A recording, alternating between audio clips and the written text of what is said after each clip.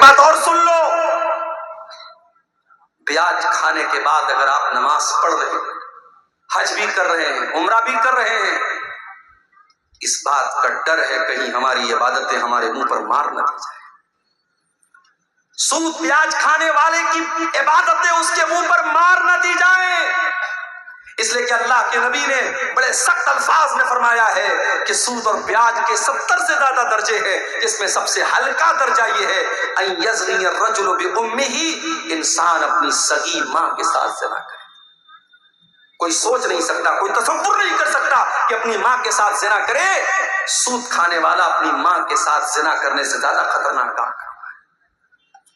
اور قرآن تو یہاں تک کہتا ہے سود کھانے والوں کے بارے میں فَإِن لَمْ تَفْعَلُوا فَأْذَنُوا بِحَرْبٍ مِّنَ اللَّهِ وَرَسُولِهِ، اگر تم بیاج کھانا نہیں چھوڑتے، اگر تم سود کا لین دین نہیں چھوڑتے تو اللہ سے جنگ کرنے کے لیے تیار ہو جاؤ۔ تمہارے اندر طاقت ہے، تمہارے اندر ہمت ہے تو اللہ سے لڑائی کر کے دکھا دو۔ اللہ سے کون میرے بھائیوں لڑائی کر سکتا ہے؟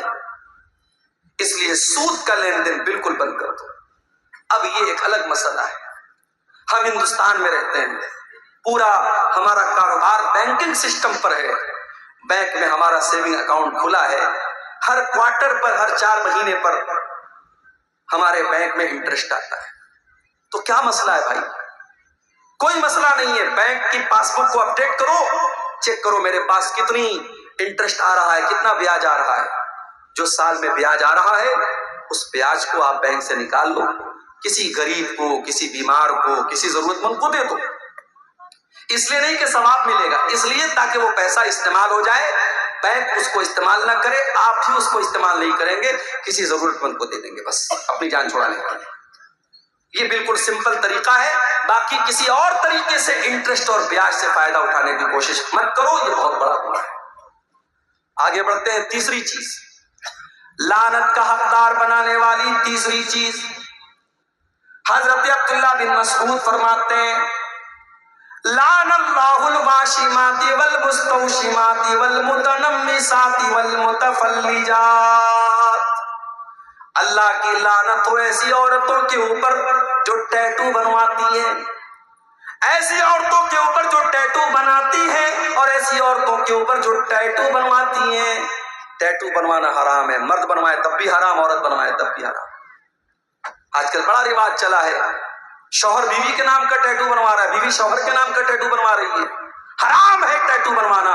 اللہ کے نبی نے کہا گدنا گدوانے والے پر اور ٹیٹو بنوانے والے پر اللہ کی لعنت۔ والمتنمسات، اور اپنے آئی برو کے بالوں کو نوچنے والی اور اپنے آئی برو کے بالوں کو چھوٹا کرنے والی عورتوں کے اوپر بھی اللہ کی لعنت ہو۔ ہاں، اگر کسی عورت کا آئی برو نارمل سے زیادہ ہے، جو بال عورت کو نارمل عورتوں سے زیادہ ہے، اس بال کو ریموو کیا جا سکتا ہے۔ جیسے بعض عورتوں کے چہرے پر کچھ داڑھی واڑی کے پاس بال آ جاتے، اس کو وہ ریموو کر سکتی ہے۔ اگر کسی عورت کی آئی برو بہت نارمل عورتوں سے بہت زیادہ ہے، شکل بھدی لگ رہی ہے، اس کو نارمل کیا جا سکتا ہے، مگر خوبصورتی کے نام پر، میک اپ کے نام پر اپنی آئی برو کو بالکل اس کو مٹا دینا یا چھوٹا کرنا، یہ جائز نہیں ہے، اللہ کے رسول لعنت کر رہے ہیں۔ عبداللہ بن مسعود کہتے ہیں اللہ کی لعنت تو ایسی عورتوں کے اوپر جو آئی برو کے بالوں کو نوچتی ہیں، والمتفلجات، اور اللہ کی لعنت تو ایسی عورتوں کے اوپر جو اپنے بالوں کے بیچ میں گیپنگ کرواتی ہیں۔ اس زمانے میں میک اپ کا طریقہ یہ بھی تھا، بالوں کے دانتوں کے بیچ میں گیپنگ کرواتے تھے، لیکن آج دانتوں کے بیچ میں گیپنگ تو نہیں ہوتی ہے۔ ہاں، کچھ لڑکیوں کے یا عورتوں کے دانت جو ہیں تھوڑے ٹیڑھے ہوتے ہیں، باہر کی طرف نکلے ہوتے ہیں، تو اس کو ڈینٹسٹ کے ذریعے سیدھا کروایا جا سکتا ہے، کیونکہ وہ بھدا لگتا ہے، وہ نارمل نہیں ہے۔ تو جو چیزیں نارمل نہیں ہیں اس کو ٹھیک کیا جا سکتا ہے، لیکن نارمل کو بگاڑ کر کے ایب نارمل کرنا یہ صحیح نہیں۔ المغیرات خلق اللہ، جو عورتیں اللہ تعالیٰ کی تخلیق کو بدلتی ہیں، اللہ تعالیٰ نے جیسا بنایا ہے اس کو بدل کر کے اپنے حساب سے بنانے لگتی ہیں، ایسی عورتوں پر اللہ کی لعنت ہو۔ یہ کس نے بیان کیا؟ عبداللہ بن مسعود نے، بہت بڑے صحابی عبداللہ بن مسعود۔ جب انہوں نے یہ بات بیان کی، ایک عورت تھی قبیلے بنو اسد کی، اس کا نام تھا ام یعقوب، उस औरत को पता चला कि अब्दुल्ला बिन मसूद ऐसी ऐसी बातें कर रहे हैं। वो अब्दुल्ला बिन मसूद के घर आती है और कहती है बलगनी अन्नका लअनत कईता बकईता, ऐ अब्दुल्ला मुझे पता चला है कि आप ऐसी ऐसी औरतों का नाम लेकर के लानत कर रहे हैं। हजरत अब्दुल्ला ने फरमाया बिल्कुल सही सुना है तुमने, मैं आज भी लानत करता हूँ, और मैं लानत क्यों ना करूँ जिसके ऊपर अल्लाह के रसूल ने लानत की है और जिसका जिक्र अल्लाह ने अपनी किताब में कुरान में किया है। ओ मेरी प्यारी माँ बहनों, अब जरा गौर से सुनना मैं जो बात बयान करने जा रहा हूँ। जब उस औरत ने ये सुना कि हजरत अब्दुल्ला ये फरमाते हैं कि जिन औरतों के ऊपर कुरान में लानत की गई है मैं उन औरतों के ऊपर लानत क्यों न करूं, तो वो औरत क्या जवाब देती है? वो कहती है क़राअतु मा बैन दफ्तैन, ऐ अब्दुल्ला मैंने पूरा कुरान पढ़ा है, सूरह फातिहा से लेकर के सूरह नास तक, अल्हम्दुलिल्लाह रब्बिल आलमीन से लेकर के मिनल जिन्नति वन नास तक। ऐ अब्दुल्ला मैंने पूरा कुरान पढ़ा है, लेकिन पूरे कुरान में मुझे कहीं पर ऐसी औरतों का जिक्र नहीं मिला। आप ये कहां से बयान कर रहे हैं? इससे पता ये चला कि वो औरत कुरान की हाफिजा थी। आज बहुत मुश्किल है, लड़कियां आमतौर से हाफिजा नहीं बन पाती हैं, और बहुत सारी लड़कियां हाफिजा बनती है मदरसे में, तो जब शादी होती है ससुराल में जाती है, अपने किचन का काम करने में, बच्चों को पालने में मगन हो जाती है, कुरान याद करके भूल जाती है। वो औरत कुरान की हाफिजा थी, कुरान की आलिमा थी। आज हमारी लड़कियां कहां हैं, हमारी बेटियां कहां हैं? कल मैंने सदलपुर के जलसे में कहा था, आज सोनबरसा में भी कह रहा हूं, हमारी शेरशाबादी कौम में मदरसे माशाअल्लाह बहुत सारे खुले हैं, मगर सारे लोग अपनी बच्चियों को मदरसे में नहीं पढ़ाते। बहुत सारे लोग अपने बच्चियों को स्कूल में पढ़ाते, कॉलेज में पढ़ाते हैं, और सही है, जायज है, हराम तो नहीं है, पढ़ा सकते हैं, जरूरी नहीं कि हर आदमी अपनी बच्ची को मदरसे में डाले। मगर जो लड़की आपकी स्कूल में जा रही है, कॉलेज में जा रही है, मुझे बस एक सवाल का जवाब दे दो, उस लड़की को दीन कौन सिखाएगा? वो लड़की किसी हाफिज जी के पास जाकर के कुरान पढ़ लेगी तो उससे दीन तो नहीं सीखेगी। दीन कहां सीखेगी वो? मुझे लोगों ने बताया कि हमारे इलाके में ईदैन की नमाज में औरतों का इंतजाम नहीं होता, ईदगाह में औरतों का इंतजाम नहीं होता। मस्जिदों में मैंने देखा 90% मस्जिदों में जुमा की नमाज में औरतों का इंतजाम नहीं है। आपकी औरतें दीन कहां सीखेंगी मेरे भाई? जलसे में सीखेंगी। जलसे में दीन कम सीखती है, मार्केटिंग ज्यादा करती है। पिंडाल के नीचे औरतें कम मिलेगी, बाजार में दुकानों पर ज्यादा मिलेंगी। जलसे में तो इंटरटेनमेंट ज्यादा होता है, मनोरंजन ज्यादा होता है, दीन कम लोग सीखते हैं। इसलिए मैं बड़े साफ अल्फाज में कहता हूं, अगर अपनी कौम की बेटियों को बचाना है, हर मस्जिद में जहां जुमा की नमाज होती है आप कदम आगे बढ़ाइए और औरतों का इंतजाम कीजिए। अल्लाह ने अगर एक फ्लोर बनाने की ताकत दी है, थोड़ी हिम्मत करो। और मैं जानता हूं सीमांचल का ये इलाका पिछड़ा इलाका माना जाता है, मगर जब जो खर्च करने पर आते हैं 6-6 लाख रुपए के जलसे में पिंडाल बनते हैं। अभी कहीं प्रोग्राम होने वाला है, सुना कि 6 लाख का वहां पिंडाल बन रहा है। अभी कल कब्रिस्तान का चंदा हो रहा था सदलपुर में, लोगों ने बताया कि पूरे गांव में कोई घर ऐसा नहीं जहां से हमने कम से कम 5,000 रुपए चंदा न लिया हो। जब काम करने पर इंसान तय कर लेता है कि मुझे ये काम करना है, तो बहुत सारे रास्ते निकाल लेता है। हर जुमा की मस्जिद में औरतों का इंतजाम होना चाहिए। आपके घर की औरतें जब जुमा के खुतबे में जाएंगी, साल में 52 जुमा का खुतबा होता है, जब जुमा के 52 तकरीरें वो सुनेगी, इंशाअल्लाह वो दीन की समझ उनके अंदर पैदा होगी और बहुत सारे फितने खत्म हो जाएंगे मेरे भाई। इसी तरीके से ईदगाह में और ईद की नमाज में भी आप औरतों का इंतजाम कीजिए, पर्दे का बीच में इंतजाम कीजिए, पिंडाल लगवाइए, कुछ भी कीजिए, मगर आप औरतों का इंतजाम कीजिए। अगर नहीं करते हैं तो बंद कर दीजिए अपने आप को अहले हदीस कहना। अहले हदीस सिर्फ आमीन जोर से बोलने वाले का नाम नहीं है। अहले हदीस सिर्फ सीने पर हाथ मारने वाले का नाम नहीं है। अहले हदीस उसको कहते हैं जो कुरान और हदीस पर चलने वाला हो। अगर आपकी औरतें ईदैन की नमाज में उनके लिए आपने इंतजाम नहीं किया है, अल्लाह के आपको जवाब देना पड़ेगा, आपने क्यों इंतजाम किया।